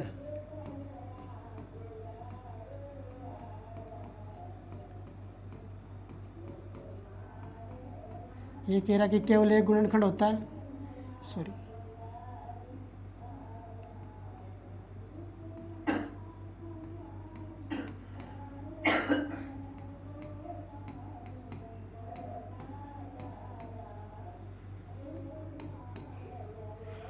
केवल 2 गुणनखंड, केवल 2 गुणनखंड। सी हमारा होता है नन ऑफ दीज, इनमें से कोई भी नहीं। तो अभाज्य संख्या कौन सी होती है हमारी, प्राइम नंबर। प्राइम नंबर कौन कौन सा भी मैंने बताया था, जो अपने से अलावा 1 से डिवाइड होती है, ओनली किसी से होती है, अपने अलावा सिर्फ 1 से डिवाइड होती है। इसका मतलब 3 है, इसके गुणनखंड क्या होंगे, 3 होगा और सिर्फ 1 होगा। इसी प्रकार 5, इसके गुणनखंड 5 होगा और 1 होगा। इसी प्रकार 17 है, वो भी हमारी अभाज्य संख्या है, इसके गुणनखंड कितना होगा, 17 1 होगा, 17 और 1 होगा। इसके अलावा हमारे पास और ले लेते हैं, मान लो कि 29 है, इसमें भी क्या 29 × 1 होगा। तो हम देख रहे हैं क्या, कोई गुणनखंड नहीं, ये तो गलत है, गुणनखंड तो होता है केवल एक गुणनखंड। हाँ गुणनखंड 1 है, केवल 2 गुणनखंड नहीं, सिर्फ 1 ही गुणनखंड होता है। नन ऑफ दीज, इनमें से कोई नहीं, ये भी गलत है। इसमें अभाज्य संख्या में कितना होता है, सिर्फ 1 गुणनखंड होता है हमारा। कितना होता है, 1 ही गुणनखंड होता है, वो भी कौन सा होता है, खुद ही होता है। क्या होता है, खुद का ही। जैसे कि अभाज्य संख्या में सिर्फ किसका भाग जाता है, सिर्फ अपना ही भाग जाता है, इसके अलावा किसी और संख्या का भाग नहीं जाता है। इसके लिए उसका गुणनखंड कितना होता है, 1 ही होता है। ठीक है, ये हमारा 8 नंबर क्वेश्चन। अगला क्वेश्चन नंबर 9, इसमें देखा छोटी से छोटी अभाज्य संख्या है,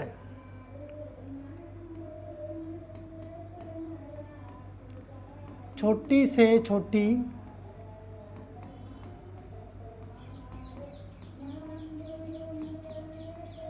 अभाज्य संख्या है।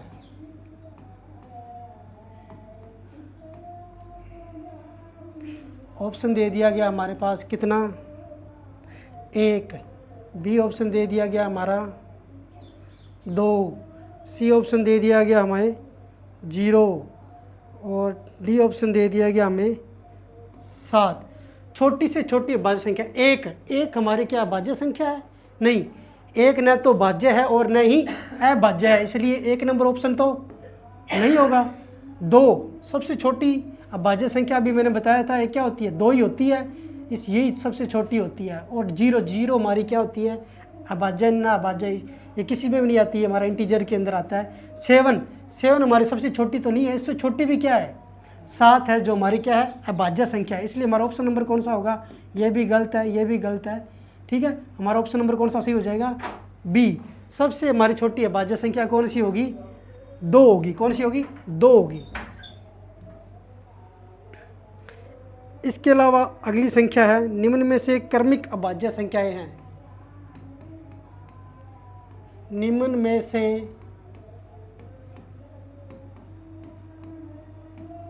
क्रमिक अभाज्य संख्या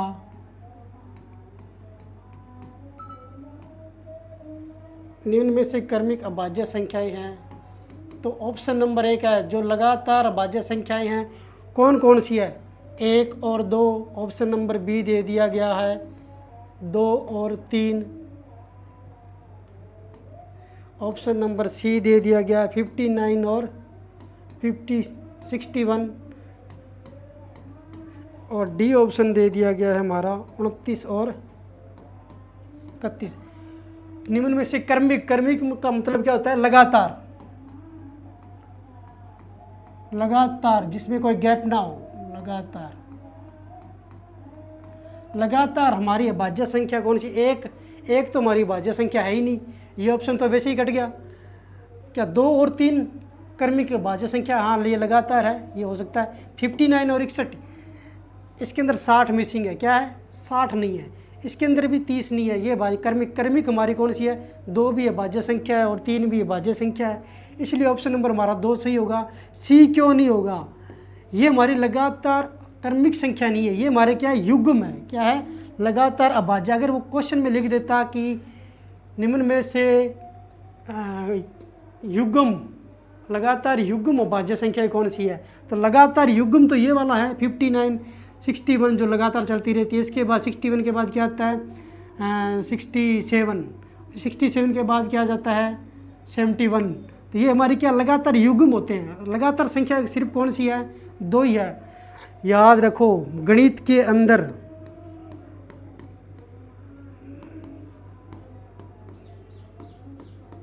लगातार अभाज्य संख्या सिर्फ एक ही है, 2 और 3। कितनी है? 2 और 3। सिर्फ यही संख्या है जो लगातार आती है, इसके अलावा कोई भी संख्या नहीं है जो लगातार आती है। ठीक है, ये हमारा था क्वेश्चन नंबर 10। इसके बाद हमने देखते हैं अगला क्वेश्चन। देखते हैं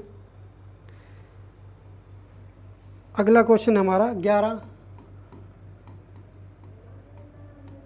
100 तक अभाज्य संख्याएं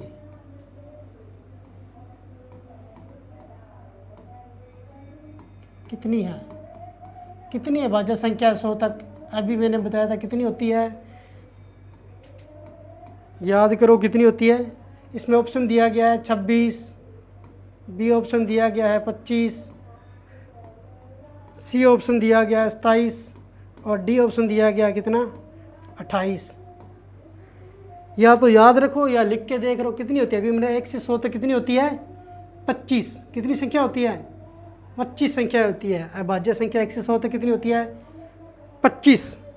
इसके अलावा अगला क्वेश्चन देखो, ये कितना नंबर था? 11। 12 नंबर क्वेश्चन देखो, 30 और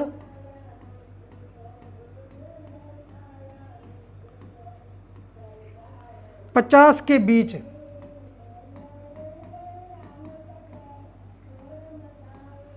कितनी अभाज्य संख्याएं हैं? कितनी अभाज्य संख्याएं हैं? संख्या 30 और 50 के बीच कितनी अभाज्य संख्या आती है? ऑप्शन नंबर ए दिया गया है कितना? 4, बी ऑप्शन दिया गया 3, सी ऑप्शन दिया गया 6 और डी ऑप्शन दिया गया हमें कितना? 5। तो 30 और 50 के बीच कितनी अभाज्य संख्या आती है? तो हम देख सकते हैं कि कितनी, अभी मैंने बताया था कि क्या 1 से 25 तक कितनी होती है? 9। 25 से 50 तक कितनी होती है? 6। 50 से 75 तक कितनी होती है? वो भी 6। और 75 से 100 तक कितनी होती है? 4। तो इसने पूछा है 30 से 25, इसके बीच का मान लिया गया है। 25 से 50 तक तो हमारी कितनी होती है? 6 होती है 25 से 50 तक। तो 6 में से 25, पहला अंक कितना है? 25 से 6 तक 26, 27, 28, 29 और 30। 30 और 31 से बड़ा पूछा है मतलब कि, ठीक है। तो 30 तक हमारी कितनी भाज्य संख्या है? इसमें से सिर्फ ये भी भाज्य है, ये भी भाज्य है, ये भी भाज्य, एक ही संख्या है जो भाज्य है, ये भी भाज्य है। इसका मतलब हमारी क्या, 25 से 50 तक जो 6 संख्याएं थी उसमें से क्या होगी? एक संख्या है जो कम हो गई है। उसने 30 से स्टार्ट किया है कि 30 और 50 के बीच में पूछा है। बाकी हमें पता है कि 25 से लेकर 50 से कितनी होती है? 6 होती है। बाकी हम लिख के भी देख सकते हैं कि कौन कौन सी भाज्य संख्या है। बाकी याद रखो कि 25 से लेकर 50 से कितनी होती है? 6 संख्याएँ होती है। तो उसमें से उसने क्या किया, जो पहले 25 से जो 30 तक जो भाज्य संख्या थी वो हमने नहीं लिया। उसमें से कितनी संख्या नहीं ली है? सिर्फ हमारी एक ही तो संख्या थी 29 जो अभाज्य थी, वो नहीं ली। बाकी बची कितनी? 6 थी, उसमें से एक कट गई तो कितनी बची? सारी 5। इसलिए हमारा आंसर कौन सा होगा? डी। 30 और 50 के बीच कौन कौन सी संख्या है? 5 संख्या होगी। कौन कौन सी होगी वो देख लेते हैं।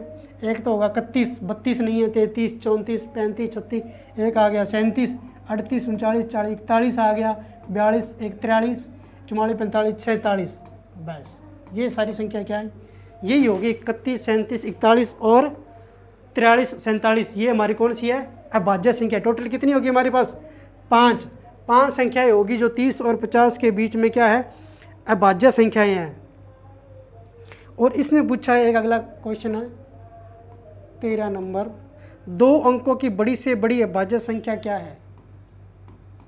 2 अंकों की बड़ी से बड़ी अभाज्य संख्या कौन सी है? ठीक है। तो ऑप्शन नंबर ए दे दिया गया इसने 99, बी दे दिया गया 98, सी दे दिया गया 97 और डी दे दिया गया 96। ठीक है। 2 अंकों की सबसे बड़ी संख्या, 200 ले लेंगे तो क्या, 100 ले लेंगे तो क्या हो जाएगा? 3 अंक हो जाएंगे। सबसे बड़ा अंक 2 अंक का कौन सा होता है? 99। क्या 99 हमारी अभाज्य संख्या है क्या? नहीं, इसके अंदर किसका भाग जाता है? 3 का भाग जाता है 99 के अलावा और 1 के अलावा। इसका मतलब ये तो हमारी क्या है? भाज्य संख्या है। और जो सम संख्या 98, ये तो सम संख्या, इसमें 2 का भी भाग जाता है। ठीक है। 97 ये हमारा क्या है? अभाज्य संख्या है। इसमें 97 ये एक ऐसी संख्या है जिसमें सिर्फ 97 का ही भाग जाता है। तो सबसे बड़ी 2 अंकों की भाज्य संख्या कौन सी होगी? 97। कौन सी होगी? 97 नम। और इसके अलावा अगला क्वेश्चन देखते हैं हम, निम्न में से कौन सा ऐसा जोड़ा है? ठीक है।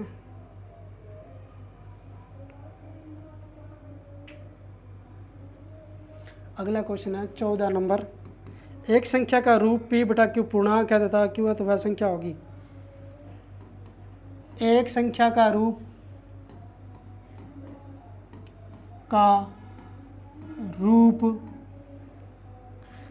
जहाँ p तथा q पूर्णांक है, जहाँ p तथा q पूर्णांक है तथा q नॉट इक्वल टू क्या है, 0 है,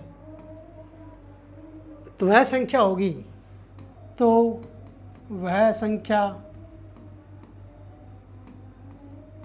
होगी,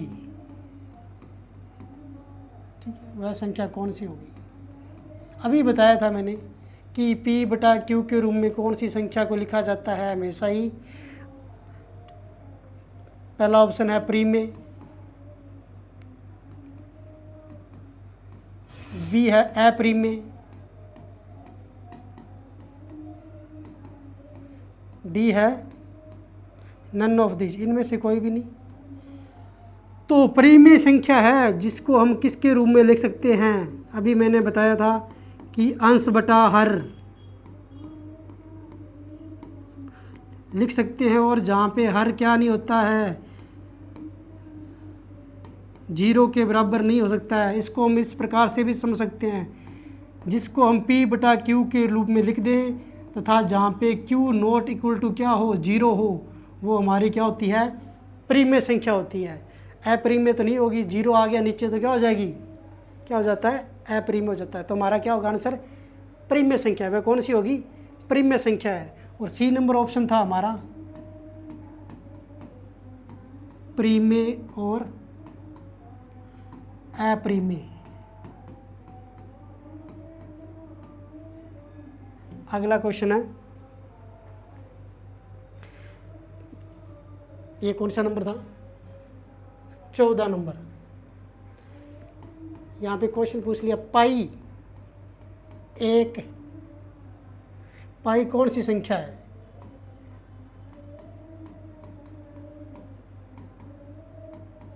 सभी बता सकते हैं, अभी मैंने लिखाया था कौन सी संख्या है, बताया था, समझाया था।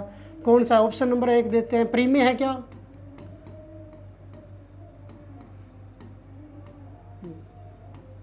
क्या है, प्रीमे है, सी, या फिर दोनों ही है, प्रीमे और अप्रीमे, या फिर नन ऑफ दिस, इनमें से कोई भी नहीं, दोनों मतलब का ए तथा बी ऑप्शन नहीं। क्या होगा, पाई हमेशा किसी में आता है, मैंने बताया था अप्रीमे संख्या, अप्रीमे संख्या का जहाँ पे मैंने एग्जांपल दिया था वहाँ लिखाया था कि इन्फिनिटी 1/0 और पाई और रूट के अंदर जो भी कोई संख्या आ गई वो सारी की सारी क्या होती है, अप्रीमे संख्या होती है। तो हमारा पाई क्या है, अप्रीमे संख्या है, क्या है, अप्रीमे संख्या है। अगला क्वेश्चन,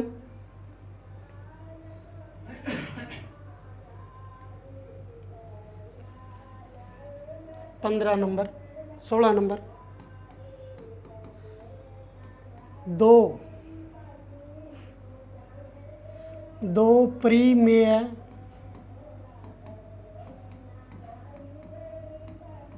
संख्या के बीच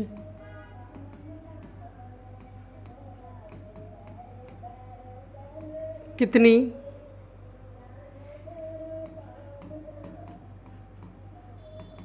प्रीमेय संख्या है, ठीक है।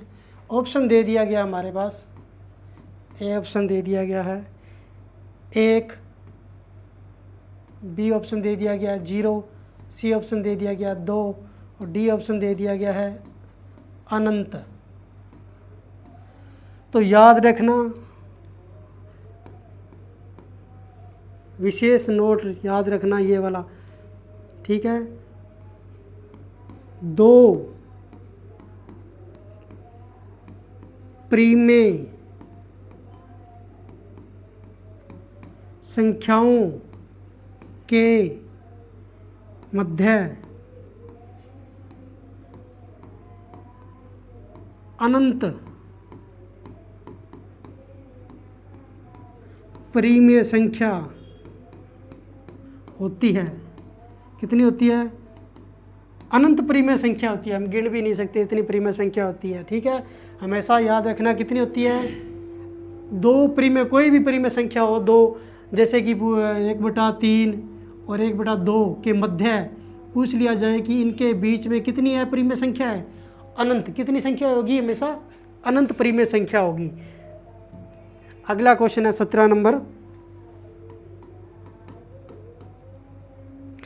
कि 20 की पावर कितना 5 गुणा 161 की पावर 5 गुणा 23 की पावर कितना 4 के अभाज्य गुणनखंड होंगे के अभाज्य गुणनखंड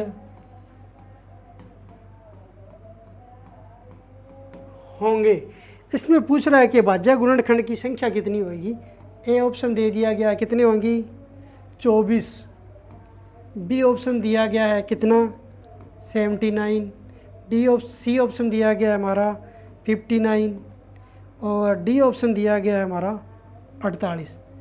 कितनी हमारी क्या होगी अभाज्य गुणनखंड होगी। अभी मैंने बताया था कि अभाज्य गुणनखंड की संख्या कैसे ज्ञात निकालते हैं। तो सबसे पहले देखते हैं हम क्या कि मान लो 20 के पहले तो करते हैं अभाज्य गुणनखंड कितने होते हैं हमारे पास 20 के होते हैं, निकाल के देख लो। 20 2 से भाग दो 10, 2 से भाग दो फिर 5, 5 से भाग दो कितना 1, कितने होते हैं 2 गुणा कितना 5, ठीक है। 3 अभाज्य इसके अंदर कितने होते हैं टोटल 3 और 161 ये तुम्हारा क्या है एक अभाज्य संख्या है, इसका गुणनखंड तो सिर्फ एक ही होगा। इसकी संख्या कितनी हो गई 1, 161 हमारी क्या है प्राइम नंबर है अभाज्य संख्या है। और इसके अलावा क्या दिया गया है 23 भी तुम्हारा क्या है, इसका भी गुणनखंड एक ही होगा 23, इसकी भी संख्या कितनी होगी 1। तभी हमने बताया था कि गुणनखंड की संख्या कैसे ज्ञात करते हैं कि इसके कितने गुणनखंड है 3 है। मान लो 20 के कितने हैं 3 है, तो 3 और पावर में कितना दिया गया है ऊपर 5। उसके बाद करना है गुणा को प्लस में चेंज करना है। 161 के गुणनखंड कितने हैं 1 है, 1 की पावर कितना दिया गया है 5, फिर प्लस 23 के गुणनखंड कितने हैं सिर्फ 1 है और इसकी पावर कितनी दी गई है 4, ठीक है। तो 3 की पावर 5 कितना होता है, 3 को 5 बार गुणा कर लो भाई, 3 गुणा 3 गुणा 3 गुणा 3 गुणा 3, 3 तिया 9, 9 तिया 27, 27 तिया 81, 3 2 4, ठीक है, 4 5 20, 20 और 1 और 2, ठीक है, 4 और 5 2, इसमें हमारी संख्या कितनी है 2। अभाज्य गुणनखंड 2 और 5 ही है, ठीक है। इसकी संख्या कितनी होगी 2 की गुणा पावर 5 कितना होता है 2 दूनी 4, 2 2 2 4 4 दूनी 8 16 16 दूनी 30 2 4, ठीक है। अभाज्य गुणनखंड, ठीक है, 2 कितना आएगा यहाँ पे 3 की पावर कितनी होगी 5, कितना आ गया 3 की पावर 5, 3 तिया 9, 9 तिया 27, 27 तिया 81 और 1 2 3 4 5 3 8 तिया 24 243 और प्लस में 1 245। इसका तो 245 आ रहा है, इसमें ऑप्शन ही नहीं दिया गया, शायद मिस प्रिंट है, इसमें ऑप्शन ही नहीं दिया गया है 245 का। इसकी अभाज्य गुणन की संख्या कितनी आती है 200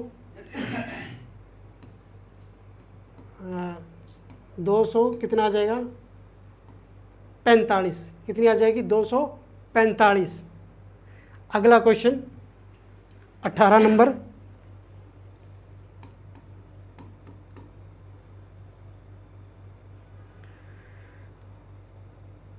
पाँच की पावर 5 गुणा में 13 की पावर 10 और 17 की पावर 3 के अभाज्य गुणनखंड कितने होंगे। अभाज्य गुणनखंड कितने होंगे, कितने होंगे भाज्य गुणनखंड। ऑप्शन दिया गया हमारे पास ए 18, बी 36, सी 8, डी कितना 22।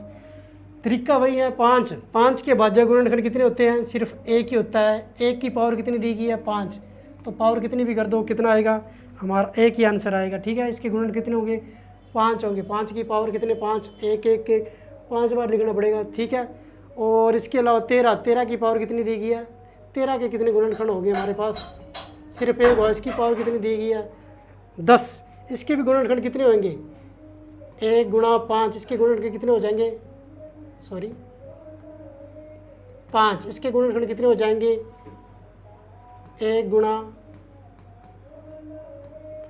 10 कितना हो जाएगा 10। और 17 के भी कितने होता है, ये भी हमारी क्या है भाज्य संख्या है, तो 17 1 गुणा 3, पावर में कितना 3 है। टोटल कितना हो जाएगा 5 10 प्लस में 3, टोटल कितना है हमारा 18।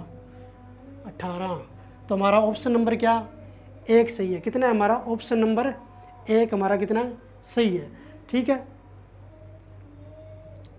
हमारा कितना हो गया, ऑप्शन नंबर 1 सही हो गया।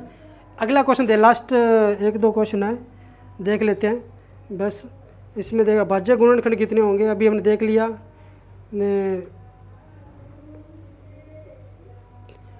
चलो ये वाली क्लास ख़त्म करते हैं, आगे कल करवाते हैं आपको। इसमें 2-4 क्वेश्चन और रह गए आपके, जिसमें स्थानीय मान जातीय मान के ऊपर क्वेश्चन है। 7-8 क्वेश्चन हैं जो और रह गए हैं, वो आपको नेक्स्ट क्लास में करवा देंगे। ठीक है, आज की क्लास हमारी यही समाप्त होती है। सभी बच्चों का धन्यवाद, थैंक यू। अगली क्लास में मिलते हैं।